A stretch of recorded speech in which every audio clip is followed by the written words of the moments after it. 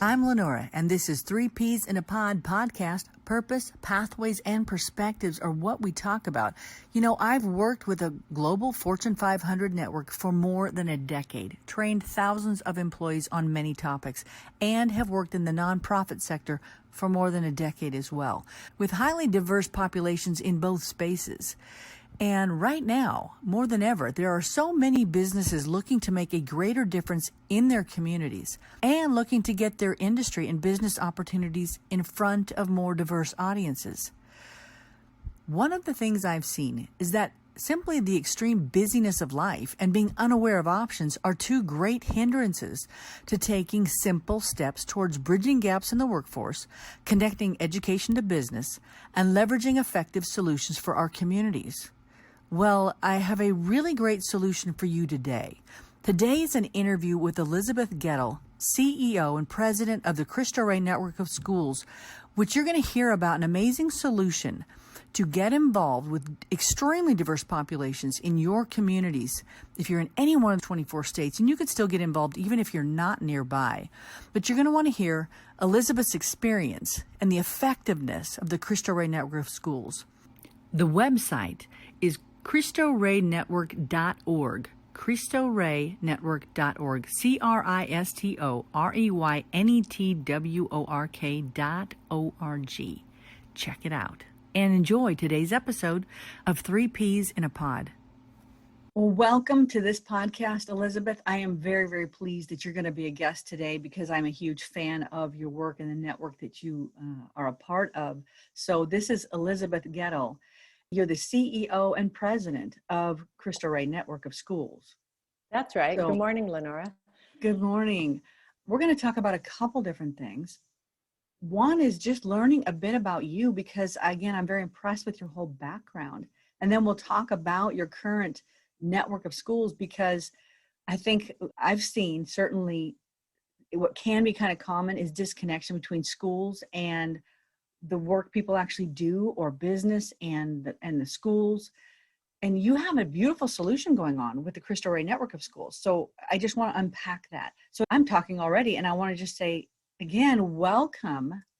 And can you tell the audience and tell me just more about your career? Because you've done some pretty amazing things in your academic support of the success of schools. Oh, sure. Thanks, Lenora. Well, right now I lead the Cristo Rey Network of Schools, and I know we'll talk more about that. But over the course of my career, I have been an educator in a number of different settings. So importantly, I taught for 10 years, and I think anyone who will be an educational leader must have done the most important work, which is classroom teaching. Teaching and learning in the classroom is the most important thing that happens in schools each and every day. And good teachers can do their work better with good leaders. And so I went from classroom teaching for 10 years to serving as a school principal for 17 years in 3 different schools. And then I served as associate superintendent. This was in a very fine, small public school system, the Catalina Foothills School District in Tucson, Arizona, where students have so many opportunities for 21st century learning. And I left, go ahead. Well, I read that you were the National Distinguished Principal for Arizona. Oh, true. Yeah, that was fun. Yeah, don't keep those important things out. That's impressive. Well, I'll tell you that was a fun experience because every state, every year under the National Association of Elementary School Principals selects one principal who is demonstrating the kind of leadership that we hope other principals demonstrate. And I just had the honor and the privilege of being selected for Arizona and taking a trip to the White House, and they did it up big. It was really a fun experience. But I think what I'm more proud of than that, it's kind of you to mention that, is that 2 of the schools where I served as principal applied for and were noted as United States Department of Education Blue Ribbon schools. And that was really a demonstration of the strong team we had built, the strong team of educators and parents working together to ensure that their young people were receiving education of the highest quality. So it was really a wonderful opportunity to discern how is our school doing? Where are we strong? And where do we want to get better? So it wasn't just getting the award. It was the thoughtful process of application for the award. The celebration was great because our parents and our teachers thought they had the best school in their area. And so, of course, that was fun, but it was really the thoughtful process of thinking about where are we now and where do we want to go next, which is the most useful to an organization. When to get those awards, again, that's no small task. I was reading about that Blue Ribbon Award as well. To be recognized that way, what are like the top two key things you have to kind of show you're successful with to say, hey, this is a school worthy of this award? Sure. So we needed to demonstrate that students were achieving at high levels, that they were making academic progress, that our teachers were well trained, developed, and supported, that our parents were engaged in the community, and that we provided a comprehensive, well-rounded program for our students. That included not only core academic subjects, but visual and performing arts and other opportunities for students to engage in the life of the school. Wow. And I wanted to bring that up just because of what you're doing now. I just think it ties in so well with the kind of academic excellence that's happening. But go ahead, please tell us more about your pathway. Sure. Well, just a little bit more. I left the Catalina Foothills School District to serve as president of the Cristo Rey School in Tucson, Arizona in its early years. You know, many people who work at Cristo Rey will tell a similar story. I wasn't job hunting. I was most satisfied in my work, but I was invited by a friend and board member, Cindy Parsegian, who served on the board at the school in Tucson. And she said, we want you to come and visit the school. And I said, I would love to. I'd heard about this new school kicking off. And when I visited, I had no intention of applying for the role of president, but I walked in the door and it took me about 2 minutes to realize that this was my new mission, because it was the same type of high quality, rigorous college preparatory education that we were offering people in my small, fine public school system. But the students in this area didn't necessarily have access to that sort of quality education. So it's all about opening the doors of access. So I wanted to be part of that. So I served as president of that school for several years. And then the national office, which is based in Chicago, invited me to move with my family to Chicago and serve as the network's first chief academic officer. This was in a time in the network's development where we had 18 schools, and it occurred to all of the schools that it didn't make sense for them to be doing their own academic work in isolation. So we pulled the schools together and we collectively developed national academic standards, sets of professional development supports, and leadership development for the principals, so that the principals could collaborate together and access these tools and frameworks and not have to invent everything on their own. So in other words, while their schools are in separate local communities all over the US, they could collaborate together as one coherent network rather than working in isolation. So moved here and did that for 5 years. And I've been this is my 4th year in my role as president and CEO. So I have the privilege of working with all of our 37 schools across the country. It's in 24 states now, correct? That's right, 24 states. Now, again, for the audience's sake, the Cristo Rey School, like you said, has a very targeted audience, and which is unusual. And you're the largest network of high schools that does this. So can you kind of say who's the target audience and why that's so powerful for the sake of preparation for future opportunity and successful pathways? You bet.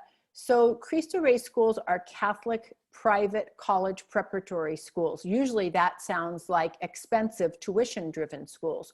What's unique about Cristo Rey schools is that we aim to have the same sort of quality education in the Catholic tradition, but that we exclusively serve students from limited income families.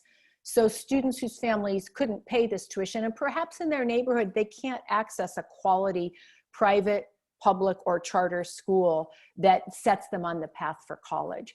So we're very, very strict about those income guidelines, and we have a very specific process for determining those because we want to open the door of access to students who may not otherwise have it.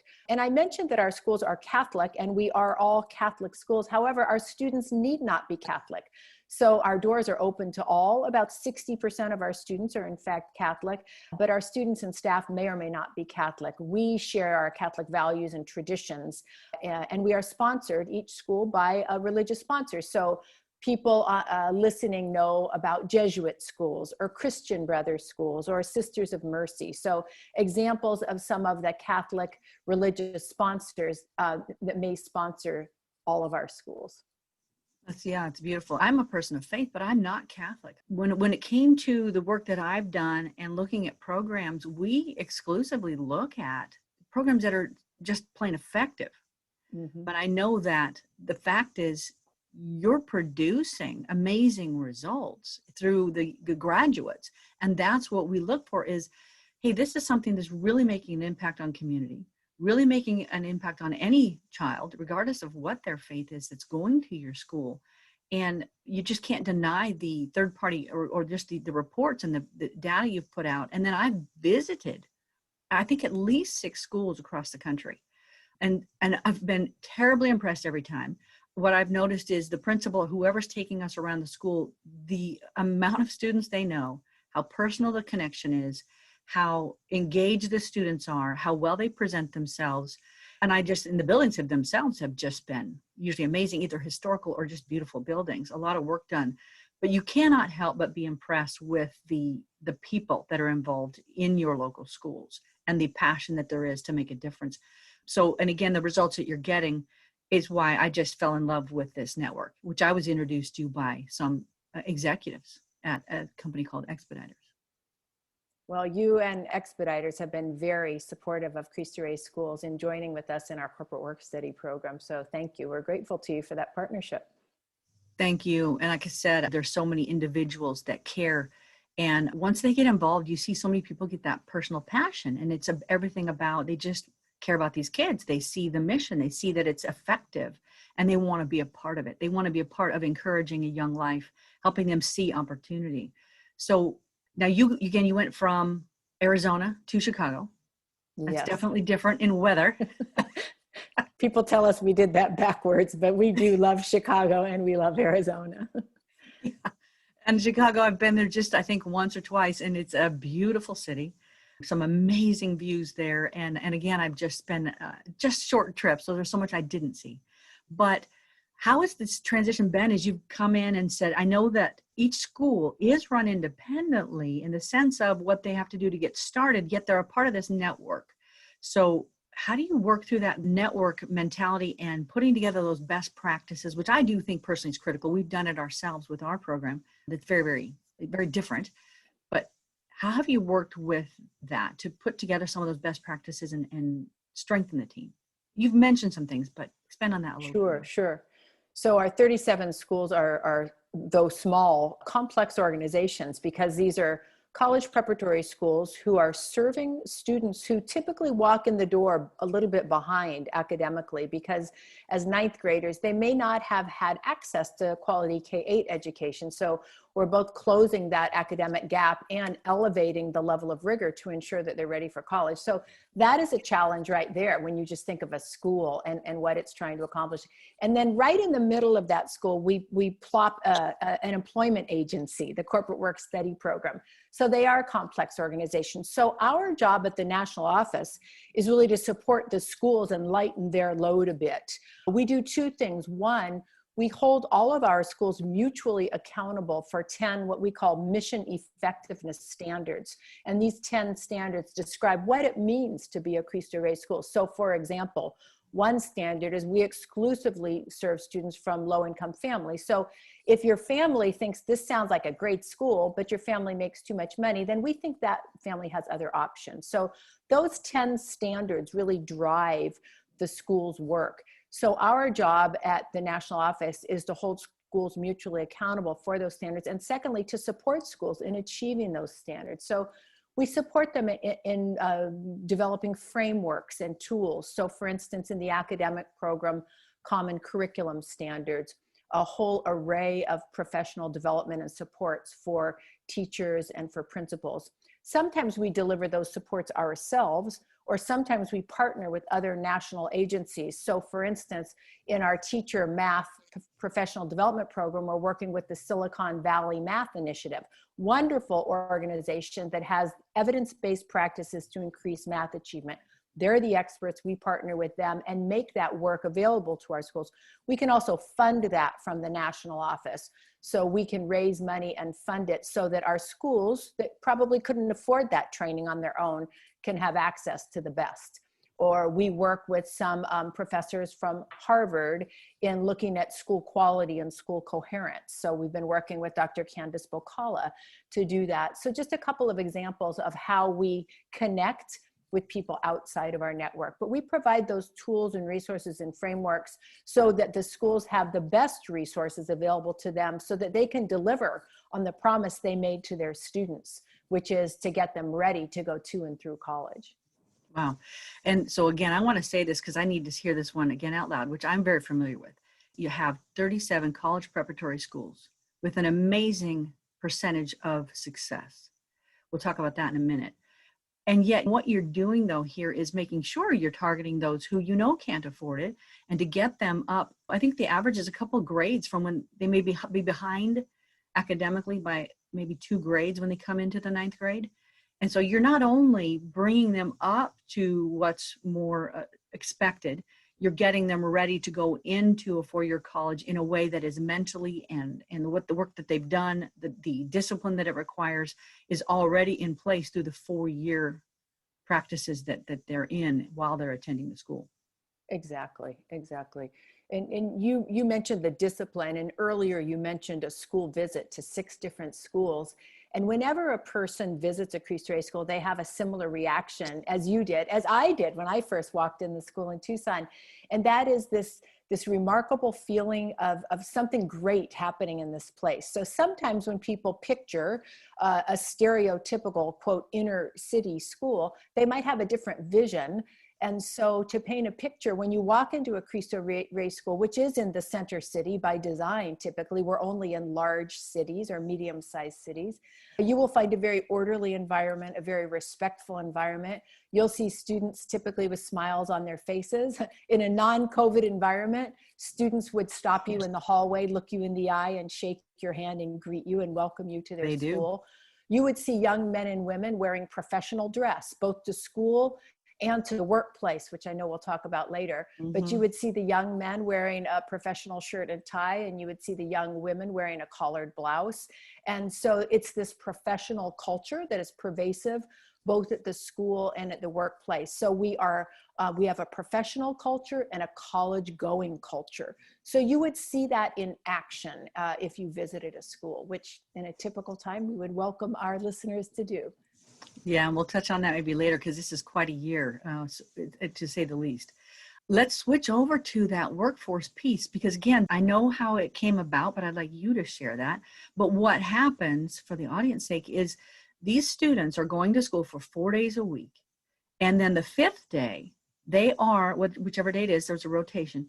A 5th day, they are on site with a business. And that business is paying for the work of that student. But that's covering a large portion of the cost of this college preparatory education. So that's can exactly you share right. more? Because it does so many things. I think the reason why it was set up was because it was a great financial solution, but the ripple effects have gone all over the place. That's exactly right, Lenora. So the first Cristo Rey school opened 25 years ago in Chicago. And the original idea of the corporate work study program was really an alternative to expensive tuition. How would we actually operate such a school for families who really can't afford to pay a high tuition?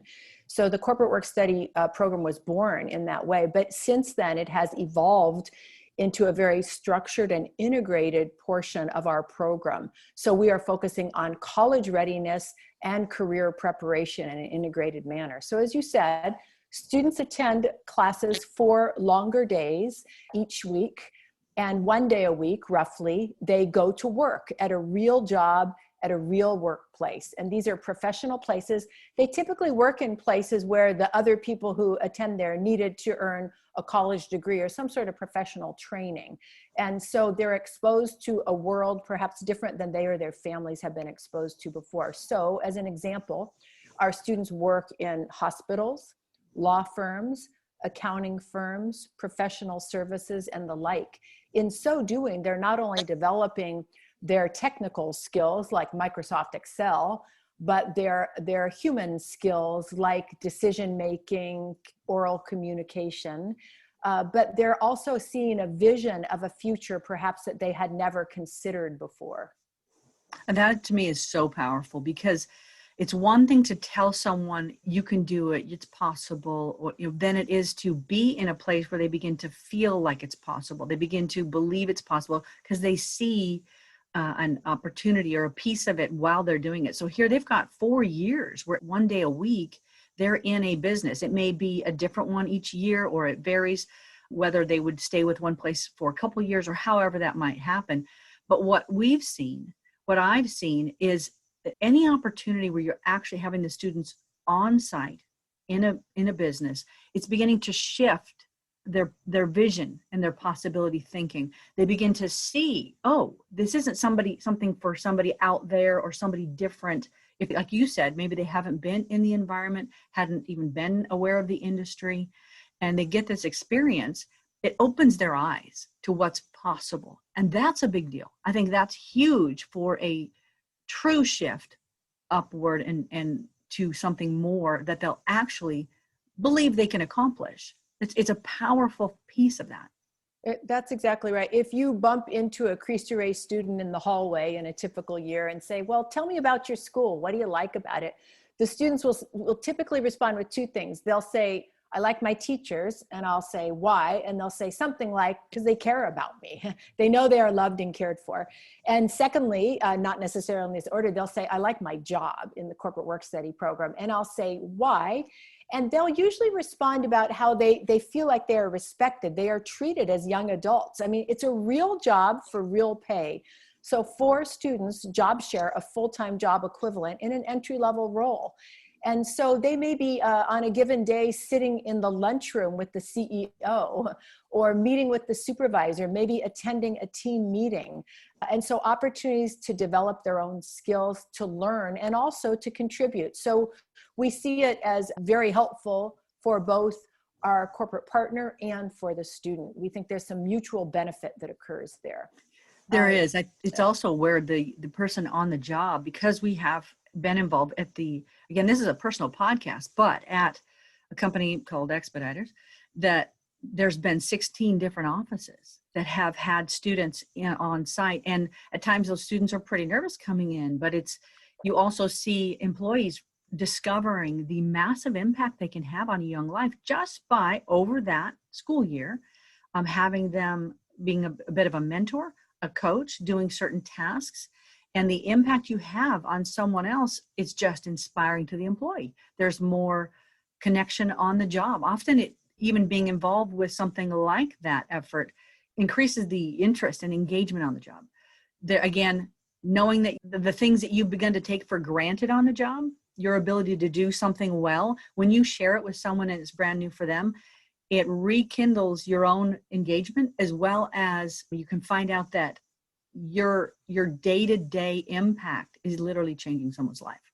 We hear that from our corporate partners, that the supervisors at the workplace, because every student is, of course, matched with a real world supervisor at his or her workplace, the supervisors are very motivated. I've heard supervisors say, I was going to get a promotion and move to another department, but I declined it because I didn't want to lose my Cristo Rey workers. That sort of thing is really mind-blowing. But there are a number of structures in place to help the students be successful. And so close communication with those supervisors at the workplace, supervisor development, onboarding, and support is important. And we train our student workers. So from the day they walk onto our campus, before they're even freshmen, the summer before, they have a 2 to 3 week training in some of the initial skills they'll need to walk into the workplace and be successful. Everything from how to shake hands to how to answer a phone to how to tie a tie. And then that student worker development continues over the 4 years of the students' participation in the program. So we have students right now who are working on getting their Microsoft Excel certification so they can provide real value to the workplace. But as you said, we have so many loyal partners, such as Expeditors. You and Jose Ubeda have been such wonderful mentors and partners. And I do believe that the supervisors in the workplace get something back from that experience of mentoring our students. So again, that mutual benefit. We hear from supervisors in the workplace that on the days Cristo Rey students are there, their own employees dress a little bit better, walk a little taller, maybe behave a little bit better, because they're modeling for the next generation of leaders. And so all of that works very well. Yeah, thank you. And we also have worked at times on the business side of things to say, because depending on your business, whether you have things that are more naturally in place for someone that's a young student to take on or not. So we've worked on what are our best practices? What are our things? We take things that one branch office may do well and share it with another, and all kinds of beautiful ideas come together. And I tell you, we have so many different people that are so passionate about my students, and it's just beautiful to watch, because it's just the impact of business and community. Again, I think it does so many things. It's the mentoring. We also add a peer mentor, someone else besides a supervisor who's just paying attention just to say hi, check in, things like that, as well as knowing that the networking that accidentally happens over time, they're getting coworkers or colleagues in an industry, in a couple different companies that they wouldn't have had connection with. So down after college graduation or on whatever pathway they end up on, they can have someone else to contact. They have, most people get jobs through some form of networking. And so it's beautiful to add that piece. So your model also does that. So there's so many nice ripple effects. With COVID, of course, this year, you've got a lot of shift to being just remote. I know that and again, it's hard for me sometimes. I want to separate. This is a personal podcast, but there's some really great things that the company at Expeditors is doing to help reach out to students, even in the remote environment. But talk a little bit about this year, and hopefully we'll get back to more sense of a normal. And I'm sure it varies across the country as to who's remote and who's on site and things like that. Sure. Well, this year is a hard year for everybody in so many ways. For the Cristo Rey Network schools, it's a particular challenge because the typical operational model for a Cristo Rey school is that about 50% of the operational revenue is actually earned through students' work at the corporate work study program. So instead of paying expensive tuition, students are literally earning their college preparatory education. Every family pays some amount of tuition on a sliding scale. It's about 10% of the school's total operational budget. That means the school is fundraising about 40%. So we think it's a sustainable financial model to provide this sort of quality private education to students who otherwise couldn't afford it. So what does that mean in a year like this year? If 50% of your operational revenue goes out the window, you have a problem. So of course, our corporate partners are loyal and wonderful and struggling in their own ways. So many of our corporate partners have stayed with us. About a little over 50% of our corporate partners have signed contracts for the current year. Some of the students are actually working in the workplace. Some of the students are doing remote work this year, and some are just continuing their student worker development as they await their opportunity to be assigned to the workplace, either remotely or in person. So there are all sorts of configurations, but we're so grateful to our corporate partners who've stayed with us through this tough time. There are some who've made the typical fee for service payment a charitable contribution for the first semester of the year, awaiting the second semester in the hopes that things are starting to improve. But it's a real challenge for our schools to be able to sustain financially through this environment. Yeah, you think about, and there's so many challenges this year, and the compassion of industries, and some of them in great pain, others doing okay, and the struggle for anybody in different ways. And then I've talked to some people and said, hey, you think about this with the struggles that a business may have. Think about a nonprofit. The nonprofit doesn't get to invoice the kids they're helping. They don't get to invoice whoever their audience is. So they are really dependent on the generosity of others, as well as you have such a model that does produce value. And like I said, I think it's great to hear those that have stayed in contact. And hopefully this podcast will help other business people, other businesses, business owners want to find out if there's a Cristo Rey school in their area, how they could get involved, because it's powerful. And it's a great way that while you're working, you can even impact your community. Because think about it. I've thought about that sometimes too, is how many people are really busy with their work schedules, with family, with just keeping their own life in order. I think the average person certainly wants to help their community. And sometimes they don't even necessarily know how. And how do I find that time? How do I make an impact? And this is one way that is so, again, another nice outcome. You can be on the job and be doing the very thing that long-term will solve a problem in someone's preparation, someone's opportunity, someone's skill building. So many of the things that are needed to solve the gaps in opportunity or gaps in our workforce. Even also meeting the needs. We're increasing. We need more people that are skilled and equipped. So for every reason, this is a nice solution. Absolutely. Now, I know what I'll do is I'll put a link on this podcast in the notes of the Cristo Rey Network.org. That's what it is, Cristo Rey Network.org. That's right, Cristo Rey Network.org. And I still want to talk a little bit more. If someone's hearing about this for the first time, they're a business hearing about this for the first time, what would you want to say beyond what we've been saying, why they should get involved and how it might work well for them? Sure. And they're welcome to contact any local Cristo Rey school, but starting at CristoRey.org, there's a very specific description of the corporate work study program on our site. But why might a business that isn't currently involved want to get involved, especially at this time? You know, as we've all engaged in the conversation on race and equity in our country in recent months, we've had corporations reaching out to us and saying, you know, we want to do more in diversity and inclusion. We're not doing enough at our company. And that's a perfect opportunity for us to say, we have a pathway to help you with that. We have a system already developed.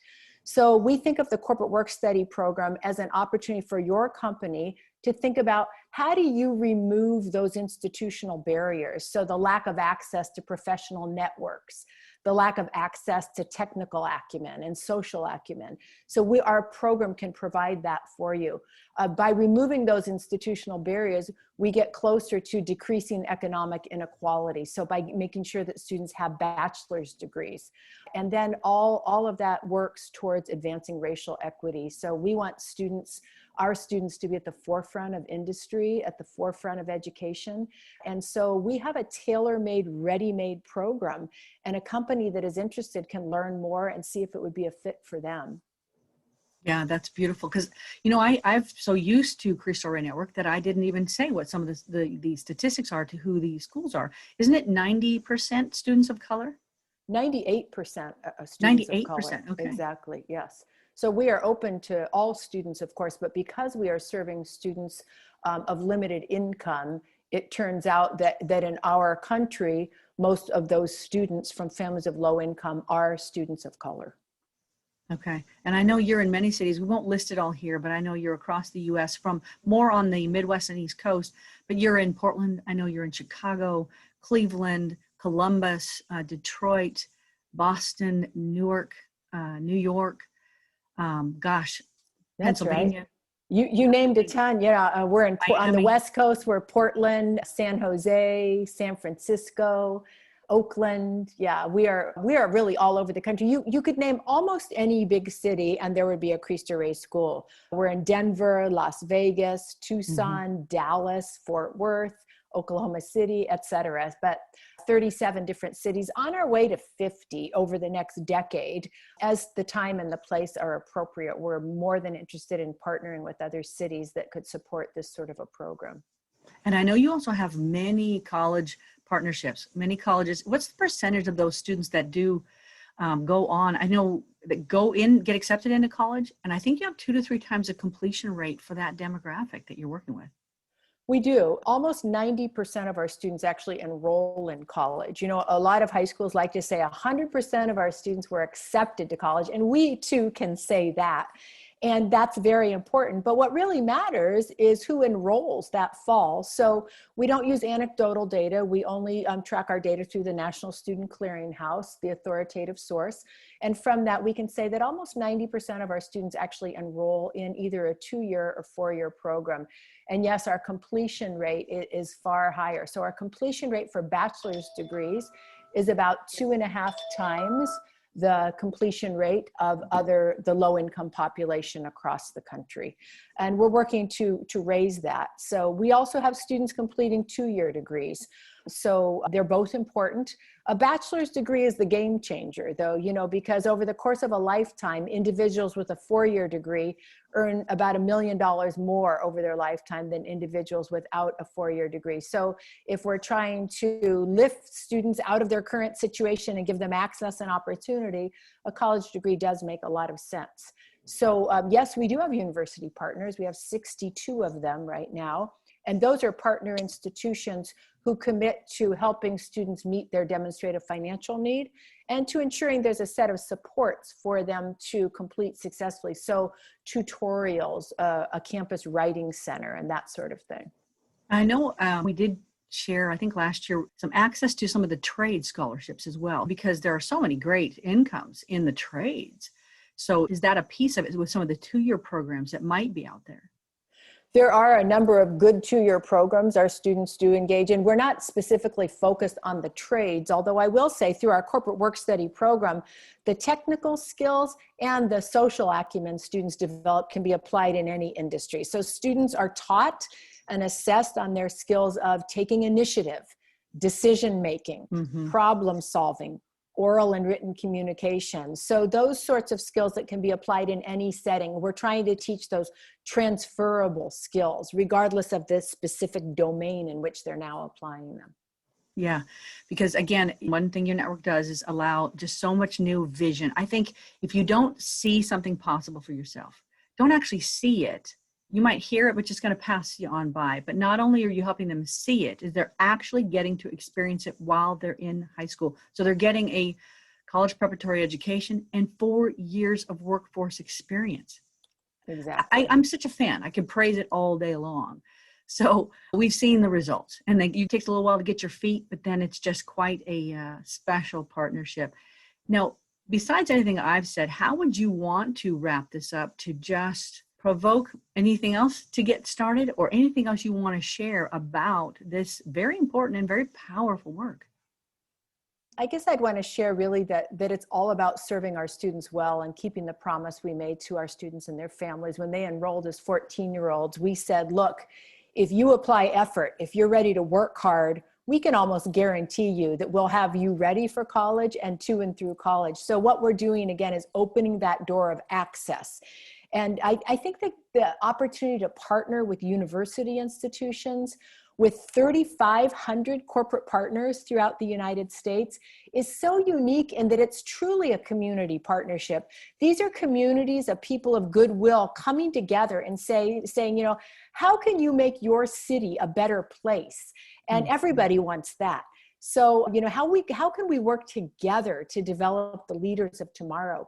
There are good schools that are public and private and charter in every city, but every kid doesn't have access to one of those schools. So we just want to do our part to develop the leaders of tomorrow. And through this community effort, there are many, many ways to participate.